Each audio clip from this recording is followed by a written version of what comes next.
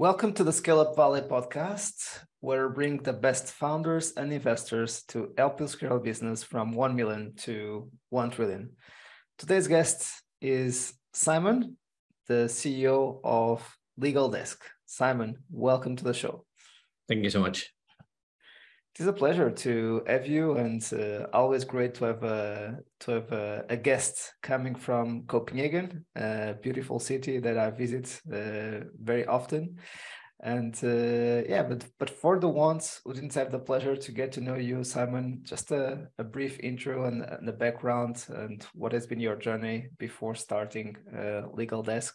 That would be amazing. Sure. I have a background as a traditional lawyer in one of the major law firms here in Copenhagen. So I went to law school and then got involved in one of the big law firms where I sat in the department for mergers and acquisitions and capital market law. So mainly buying and selling companies and the stock markets of regulating like the listed companies. And then I think pretty early on, probably you said like it was very like a good journey in the sense that you learned a lot and you learned fast. So it's a very steep learning curve being at the law firm. But I also think I knew from a pretty early start that that was probably not going to be my final destination of going for the partner track and all that. So I decided to go out and then pursue an MBA. So I did first part of it at a startup business school in Barcelona, Spain. And then I did the second part of it at Berkeley Business School in California, in San Francisco. Got it. Amazing. And after that, After that, it was actually a bit before going. I was with my co-founder, Anders, who's also like... very imaginative, also a lawyer, different big law firm, but just across the channel in down at the harbor of Copenhagen, sitting in the same department, but at a different law firm. So we were kind of considering already talking like about like how this must be a way to do this easier, because obviously we were sitting with major clients, but we had a lot of friends who had like smaller businesses or starting up and came to us with a lot of different questions. So we started discussing like how can we make this more accessible and stuff like that. So we actually start building out the first kind of like version of the platform, which was being that we didn't go full time. So it's more of a hobby project to begin with, to be honest. Right. So it actually started with us finding a platform that we could kind of modify to this. So the original platform was actually a platform selling car batteries that we found. Wow. And then we took some of our salary to kind of modify the platform, because the basic thing was obviously we're not going to sell car batteries, but it was all about seeing at the basic structure, the architecture and so on, and the different options for, apparently, I didn't know that, but apparently picking like the different features of a car battery. You had to go through a process that was not too different from like doing different questions for a contract, it turns out. Amazing story.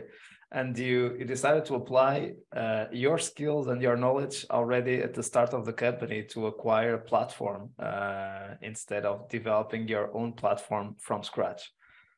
Yeah, luckily, like my co-founder Anders has always been very much into tech and stuff like that, and I've been very much like interested. That's also why I pursued the MBA, but like the more strategy, finance part of things. But again, it's always difficult when none of us are like natively programmers or anything. There's always that like really, scary part of looking at like build a platform and then you have like a blank piece of paper. Right. So it's more also kind of like it was way easier for the two of us to kind of go in and then kind of say like, we can use this, we can't use that, and then kind of go from there, and then have like external consultants help us with like setting up the first version. Also because there's like some basic theses that hasn't been validated. We were out, this is again when is this? This is in 15 or something like that, 14, 15. So LegalTech wasn't really a known like concept by then. So there's some basic concepts and thesis, like could you build it? One, and two, would people actually buy it? So instead of kind of like building a rocket ship without knowing too much. It was easier to and better again by doing a fast model, doing pretty easy products, and then kind of validating those initial theses that we could do it and people would buy it, which are the basic concepts of building a business. You could argue. Exactly. So at that time you didn't raise any funds, so you were just investing your own money on that technology to start the company. So you decided after MBA to start the company together, correct? Actually, it was just before we launched it, the day after I had my last day at the law firm. Okay. So it was actually running consecutively with me doing my MBA, and while I was in Spain and moved to San Francisco, then Anas, my co-founder, was actually he was on secondment to the European Court of Patents. So we kind of moving around the world while I try to figure this thing out. Wow. Remote first. Yeah, it was a hectic time, but it was a fun experience in the sense also doing an MBA with a very newly started business. I mean, you had I'm not gonna lie, I had a lot of oddly specific questions to the finance and accounting professors just during the time where we had to submit our annual report and stuff like that. So it was a good way to kind of combine those things. But then it was also we obviously I didn't make any money while studying for the MBA, so we kind of spent some money from the salary when we were lawyers, but then we had to be bootstrapped because there was no money, and for me no salary either. So we had a operating profit the first month. I think it was roughly about 12 Danish crowns, which is equivalent to $1.50.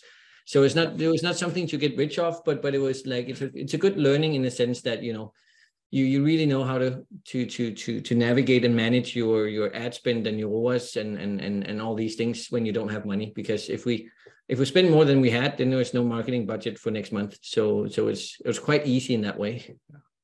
And what I will add now is kind of the last stage or the last chapter is you raised the Series A last year. So now we need to tell the story in between, right? So yeah, how did you start? Kind of, you decided to leave the law firm to start the company, buy the car batteries platform, start the MBA. Your co-founder as well, and then what has been that journey since 2014 until now? Well,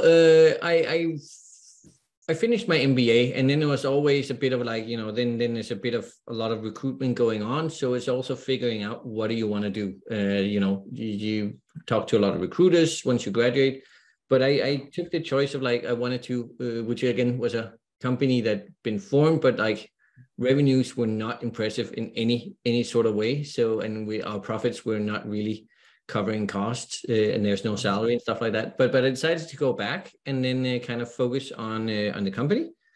So it's basically me in my living room to begin with. But then pretty fast on, we were actually it's probably one of the worst kind of how to raise fund stories, but it was actually because we didn't really consider raising funds, and then luckily there's a startup event in Copenhagen where there's quite a lot of big events for startups, and they offered free food and free beer, which is always very, very attractive to when you're early stage a startup founder with no money. And I had some friends working in one of my childhood friends worked at a VC fund. So by accident, having a few beers, I started talking to one of the partners from the VC fund, and he started saying it sounds like a really good idea. And I pretty much did a non-pitch in a sense of saying, yeah, but funding's probably not for us and stuff like that. But he then we are not interested at all. No, yeah, it was not the brightest kind of approach to it. But then luckily we kind of But sometimes that's the way it goes, right? So it's kind of when we want so much a client and we show so much that we want that client, or when we say we don't have time for you at the moment, we are completely busy, and it seems that the client then wants you desperately. So it's I know it's a perfect example of negging. The only thing is I would love to say that this was really planned and I was just being really smart about it. Exactly. But that would also be a lie. It was purely it was unintentional negging on my part in that sense. but it worked out in the sense that like they convinced us to come in and have a meeting. And we didn't go out like they had like these in Denmark. There's some of these like loans where then you have to match up, but it was a really important and crucial meeting for us in our journey, in the sense that it kind of like it being a lawyer, but I think also the personality type that both me and my co-founder are. We are not like, the people who are kind of going, this is going to be a billion dollar business right off the bat. So it was a pretty important kind of like kick in the behind from them, saying like you should be more ambitious. And then we actually got like what is that, roughly close to 100,000 US dollars. But part of the conditions were that we needed to find matching investment from business angels. So that kind of like was the catalyst for us to start this whole thing that for no apparent reason we thought was never a thing for us. So we went out, and then luckily we found quite a bit of business angel investors, and then that was kind of like the ramp up to there. And then from there it went pretty fast with us going full time, getting our first employees, and then kind of scaling up. Then we had investment for some of the big accounting firms investing into us. And then, as you mentioned, like then we reached last year in May, we raised roughly about, roughly around 3 million euros in our A round. And we are now, 46, I think, people at the office. Wow. and operating in Denmark, Sweden, and just launched in Norway. So sometimes it's good that someone else can give you a kick when you need it. Great story. And when was it?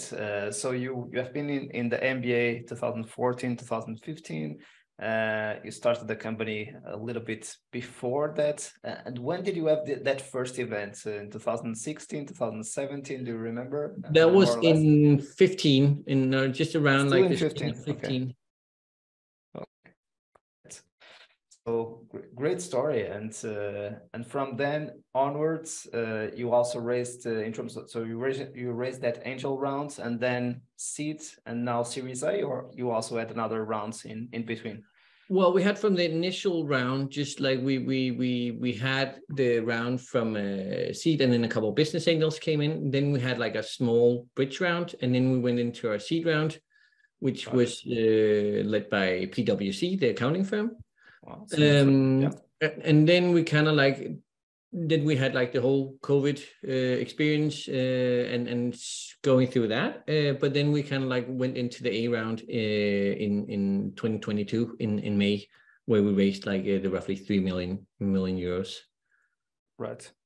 But something interesting that I might see that some investors might have asked is, you are two lawyers, so there was no kind of technical co-founder. Did you have any challenges on that in order to raise funds, or?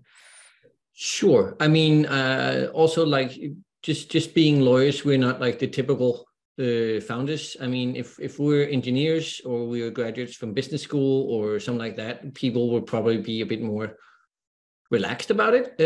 But I think we're kind of odd lawyers in the sense that we both became lawyers, but we're not really.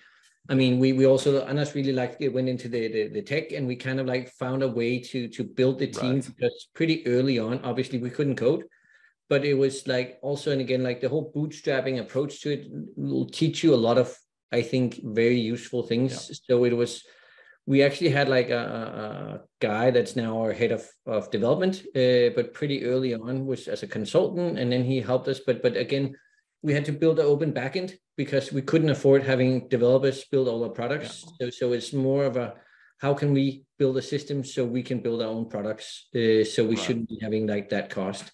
So obviously there were some concerns, especially about the if you're building a tech company and you have two lawyers and no technical person. And the good news is that you took the MBA and you got an understanding of business, also the kind of work that you were doing in M&A.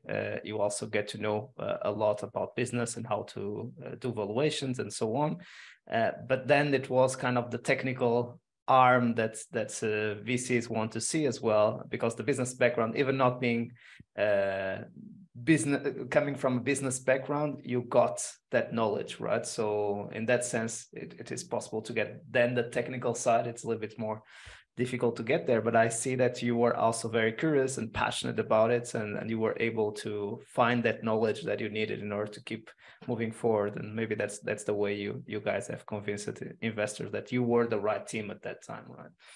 Definitely. And I mean, I think also because it's a lot about also finding how to, how do you approach things, so they can also see, again, the scary part is always when you have a product founder, right? If we're both really into law and like only talked about like how law function, but having that also, I mean, I think it's very imperative when you do pitching as well that you have a broad sense of approach. Like if you have like a pitch slide and 80% of the pitch is only about like the product or the problem and stuff like that, and you don't have like how are we gonna go to market, like what are the unit economics, what is the market of like the size of the market. So there's a lot of these things where obviously you also have a possibility to kind of show that you might not fit in that just square that you by title might look like you be very limited in that sense.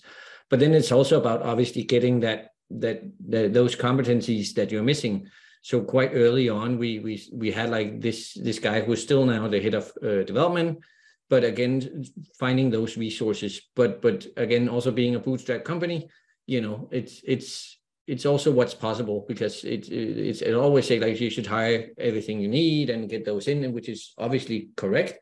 But there's also the how much money do you have to offer. So I mean, it's always a struggle to find that practical approach where you get all the competence you need, but you still have a bit of company left and money to actually work the company. Right. And as you said, you have now 46 people, which is a very significant size of the company already, with operations both in Denmark and Sweden, and opening Norway. And even the numbers that you just shared about the amount you raised for Series A, the 3 million, shows that you have been very capital efficient in your growth. So almost even raising capital, you have almost a bootstrapping mindset while you were building the company.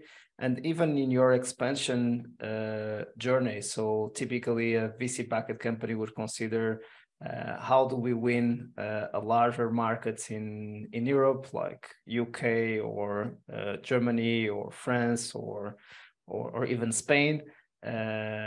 Italy would say the big five, right? Usually that if you want to conquer Europe, if not, then other ones would go maybe to the US, or go to the US as quickly as possible.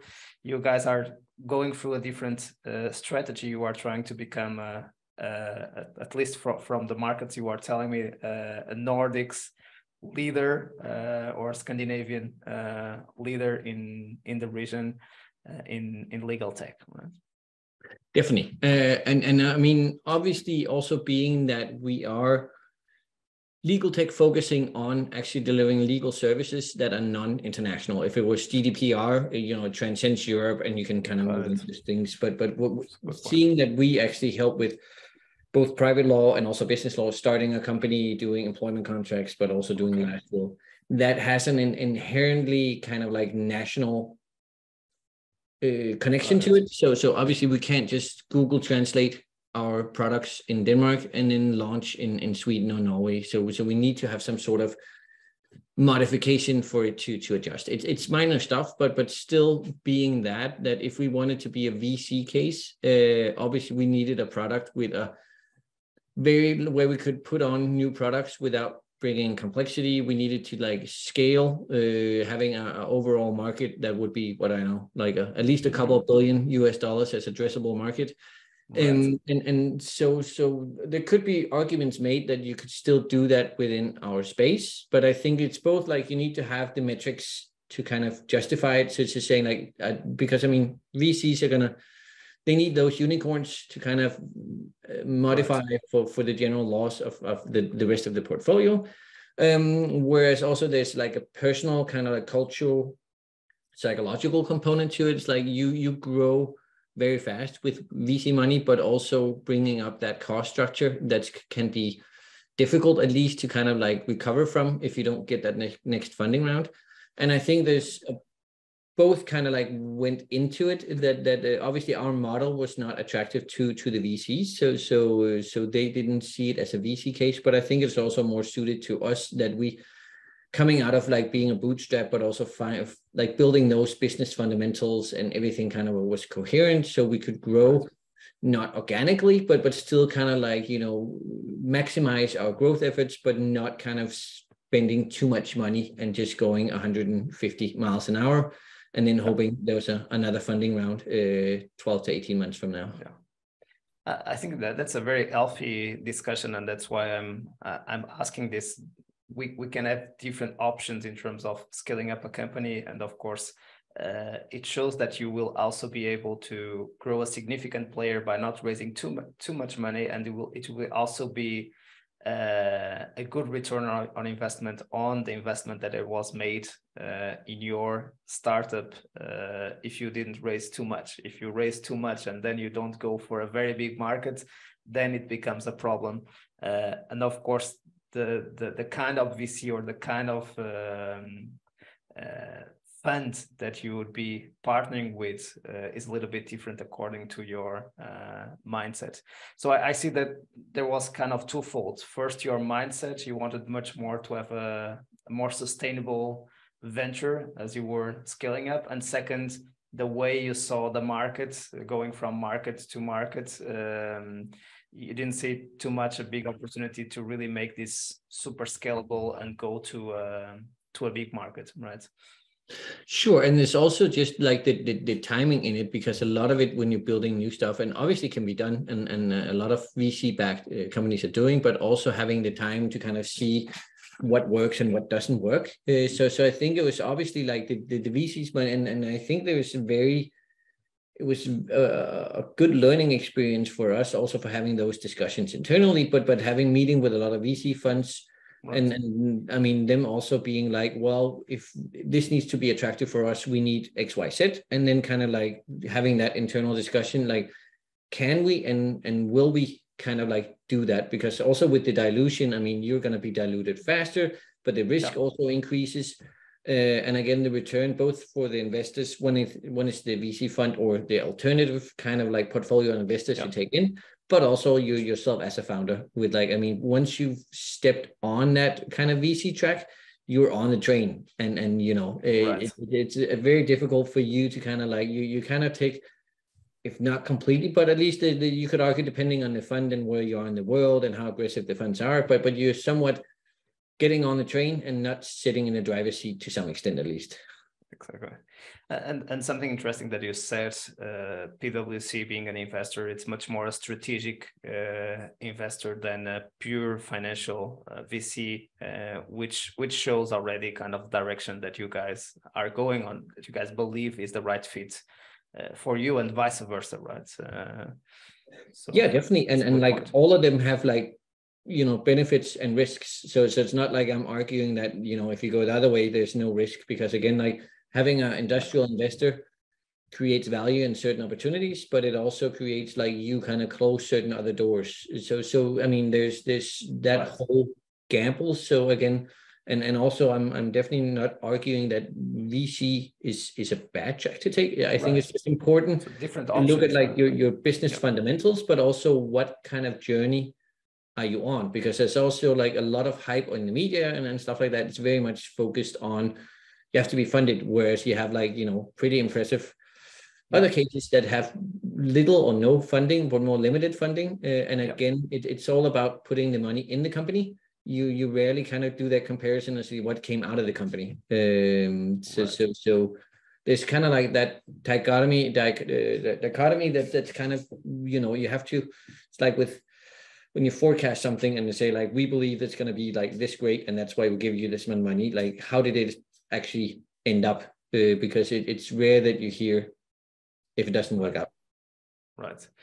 Maybe just giving one step back to get better the context. So if you could walk us through a little bit more, what is your ideal customer profile, what the product does at LegalTech? I think it will be also helpful for the audience to relate better to our conversation, right? Sure. We have a very kind of like stringent focus on the bottom of the market, because that's where we see the value, but also the potential for an automated platform. LegalTech obviously is like a umbrella term that can be, a lot of stuff can be fitted into it. And there's also like, when do you offer automated services? When do you offer tech assisted consultancy services? Some of the big ones that unfortunately went belly up in the US, but like Atrium and those where you kind of build the software, but you still have consultants working. We did like a pretty decisive focus on say we want to do automation only, because we think that both in terms of having that like internal conflict of interest, if we hire, that we see some competitors where you also have, you have the lawyers internally, you do a two-sided platform, but also people where you hire the consultants internally. There can at least be in our field, if you have competing services where you have consultancy with a higher price tag on them, and then automation services. Obviously, if they are in conflict, I'm having the expenses and the headcount cost anyway. So I'm trying to move people over to kind of like cover my employee cost. So we did like, there's a lot of, and then we will focus less on actually the automation part. And then we also think that for a lot of these services being the bottom of the market, I mean, we provide, like, if you want to start a company, you want to hire your first employee, all these things for the SME market. Like if you want to do an IPO or buy or sell your company for like several million dollars, there's tons of lawyers that are perfect for that. But our vision is more to be the corporate counsel for all those companies that can't afford a corporate counsel. Great vision. Yeah. So both in the business setting, but also in the private setting. So that means it's all automated within our company. We kind of like, so we have no human interaction in that sense. So that's building both like the products, but also the infrastructure to kind of automate if you want to register things. So it's least amount possible people are interacting with our customers. And then we're just launching now, or just launched where we call predictive engine. That's when you put like engineers and lawyers together and there's nobody from marketing involved. So we're finding a better word for it. But it's basically where we used the customer's behavior along with public data, especially in Scandinavia. Public data is pretty readily available for businesses. And then we can also predict what your legal needs are going to be. So it's basically following that vision of being that corporate counsel. So that means we're partnering up with some of the big insurance companies and pension funds and, accountants and stuff like that. So we can be that automated like platform that kind of taps you on the shoulders. Like when you're hiring 2 new people, we provide you with, with the employment contract, but we also check in that, have you notified the insurance company that you need extra coverage for these? Are they taking care of in terms of salary payment and stuff like that? So it's about building that whole kind of corporate counsel feel to it for the SMEs, because again, it's a lot harder to sell to the big ones, but all major companies, if you're over like roughly 50 to 75 employees, you tend to start having a lawyer in-house. Right. And that's when also like we don't really make sense for them, but also in Scandinavia, like 99.6% of all companies are in the SME segment. So again, that's a huge volume, but they're very difficult because it's such a fragmented market. So it's difficult to kind of like, how do you not only reach them to provide some sort of like valuable value proposition that's appealing, but also how do you organize it? Because the transaction value is not going to be huge necessarily for each transaction. So you need to have a hook on how do they come back and sell more. And also with all the compliance coming in with GDPR, AML and stuff like that. So how do you actually automate that to make an efficient use of a huge but fragmented market? Right.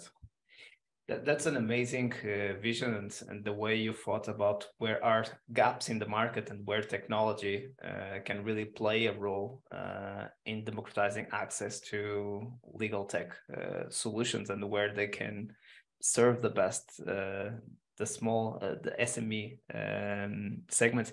And in terms of your vision for the future, is it regional expansion across the Nordics? Do you have any other plans for the future? Sure. There's plenty of plans going into the future.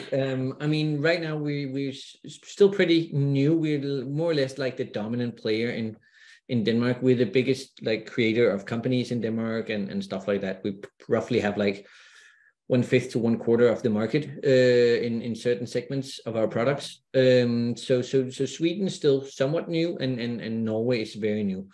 So the focus is on also like growing and scaling the business is obviously very difficult. It brings a lot of new complexity both to the organization, but also how you work and all these things. So right now, again, not being a VC funded company, the focus for us is kind of going like, how do we maintain our growth in Denmark and be even more consolidated as the market leader within our different product segments, but then also getting a firm grip of the new markets. And then it might be that we're moving into a fourth market, but again, we rather want to make sure that like the whole scaling expansion, also learning what works, what doesn't work, both externally in terms of the different markets, they might act differently, but also our organization. So there's like kind of like the next year or two, focus is on actually, you know, grasping those new markets, the complexity, and then we look at that because then we also probably going to have a more fine-tuned playbook to go into to the fourth market. But it takes time to also kind of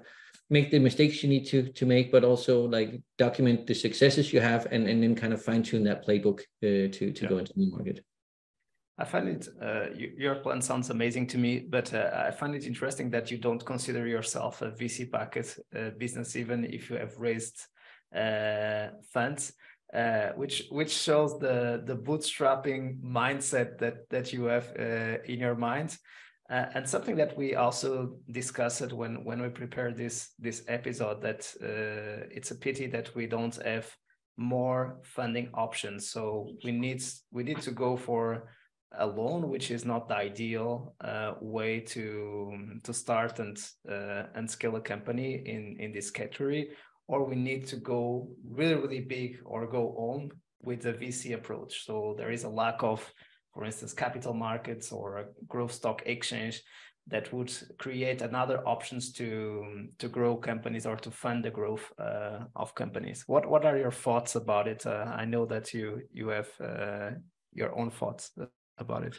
Sure. And again, like, I think I totally agree. I mean, my belief is that, I mean, I totally get the VC market. So again, but right now we have the VC market that's been booming and again, going for unicorns. Then you have like the business angels that will kind of do, but we have that's more early stage pre-seed. But then we have this gap in the middle where people like us, for instance, won't fit into the VC, but you can still kind of give a pretty interesting business, right? Yeah, and again, like it's the whole risk and return, right? There's just like in Wall Street Journal, a Harvard professor went out and saying I think it was last year they did a survey that 75% of the VC-backed companies in the US, and those are scale-ups, so they're later stage where risk should be somewhat lower than if you're like more pre-seed.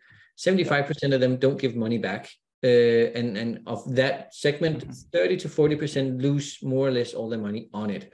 So obviously it's a different portfolio profile, exactly. Where you need a lot higher. You need those unicorns to make up for those losses. That makes sense.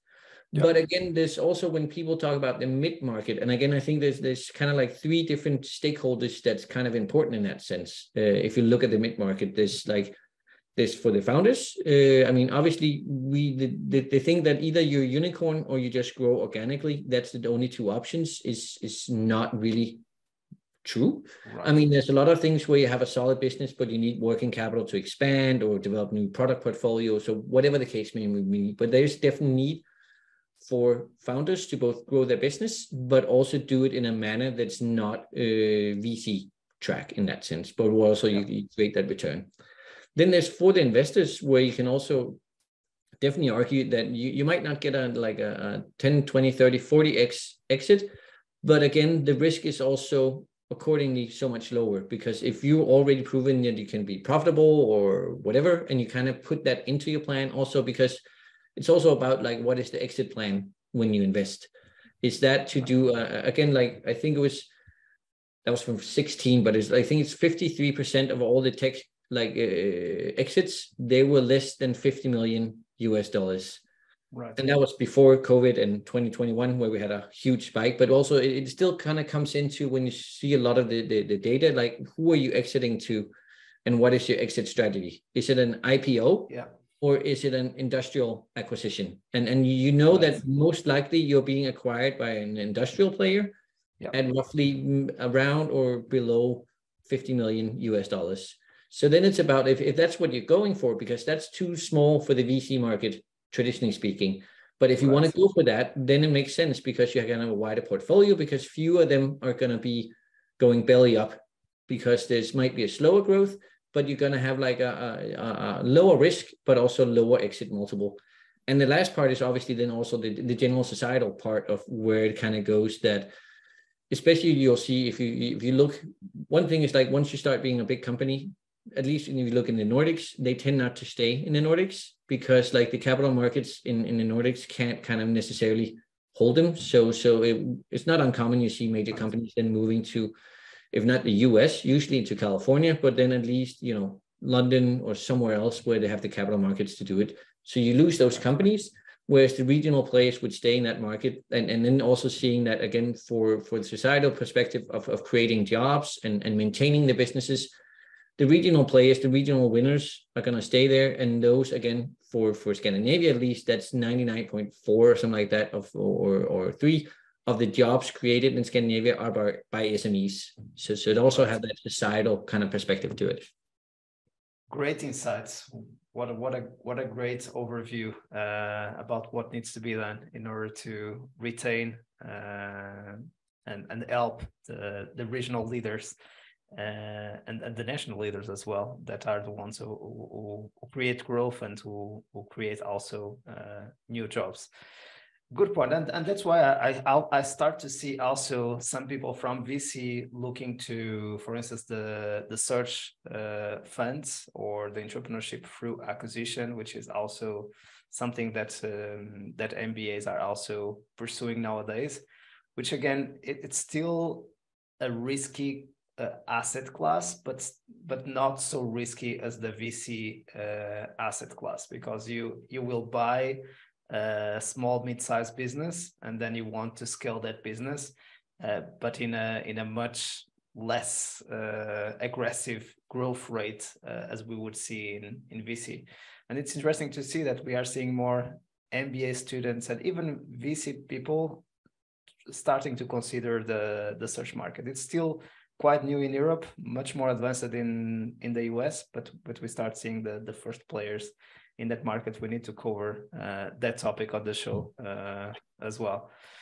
Great points. Any other thoughts that you'd like to share in terms of your lessons learned with LegalDesk until now, before we go to the last segment of the show, Simon? No, I think we covered pretty much, went well around like the different areas. Exactly. So let's go to the last segment of the show, where we kind of do a ping pong of quick questions and answers. If you would have the opportunity to have a coffee with Simon at the beginning of LegalDesk in 2014, what advice would you offer to your younger self? It's a good question.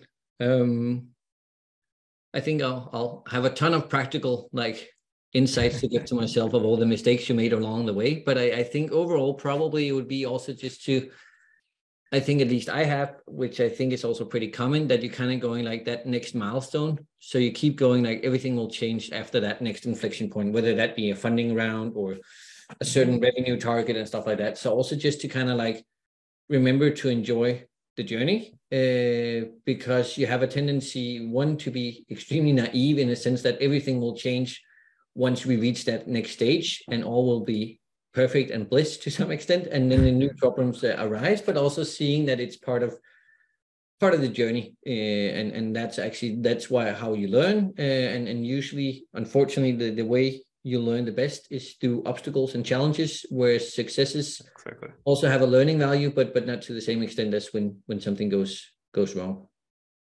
And next year it will be 10 years of this journey, which is quite amazing. So I'm just doing 10 years I just did 10 years last January.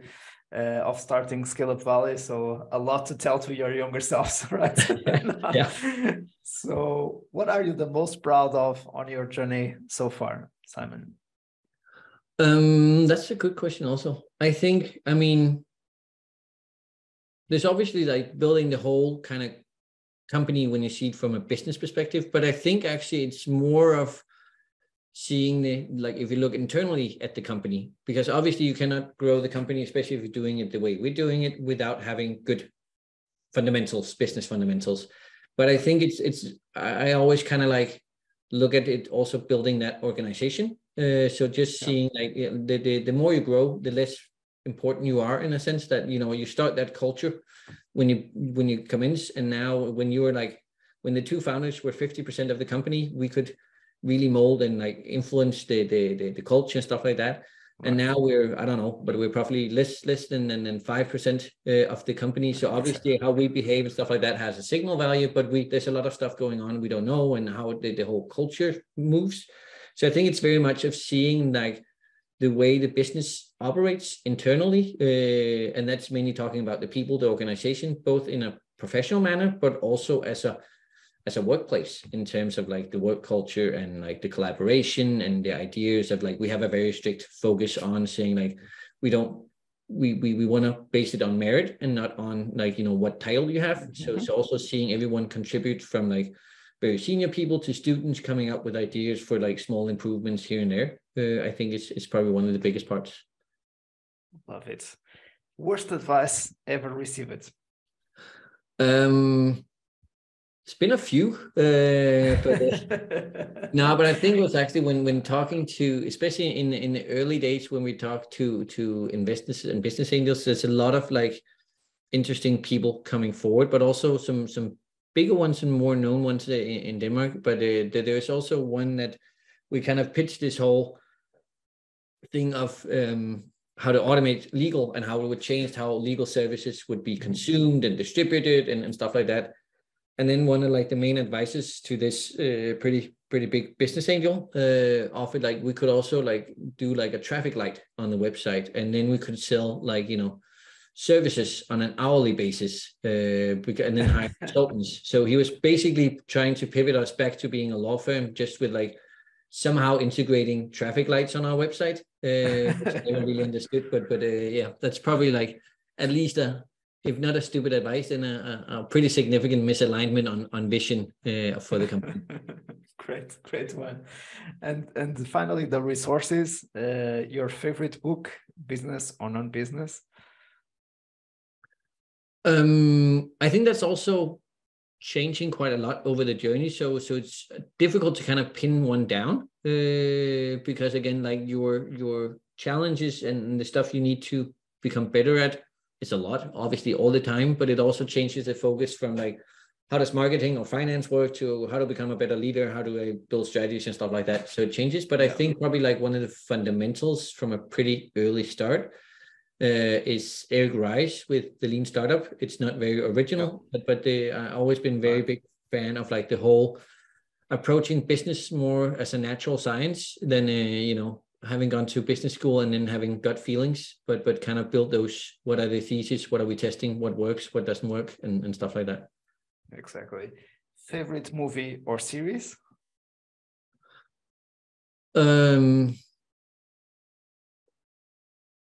Probably also very unoriginal, but I mean, especially being within entrepreneurship, I do enjoy Silicon Valley with all the stereotypes.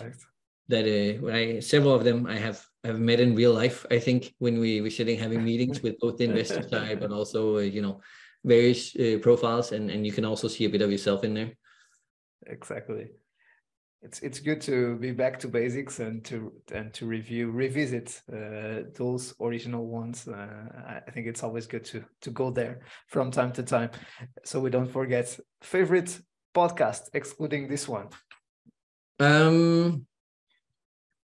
Probably Stephen Bartlett's The Diary of a CEO. The CEO. Because I think that he has a lot of like, it's very broad spectred. There's a lot of like, from top athletes to business people to psychologists, and he's a good interviewer and kind of attacks a very broad spectrum of interesting topics. Amazing. Great suggestions. Simon, thanks so much for making the time. It has been a pleasure to have you on the show. Thank you so much for having me. And to our community, thanks for being there. We keep here making your life a little bit easier as you scale up your company. See you soon and keep scaling.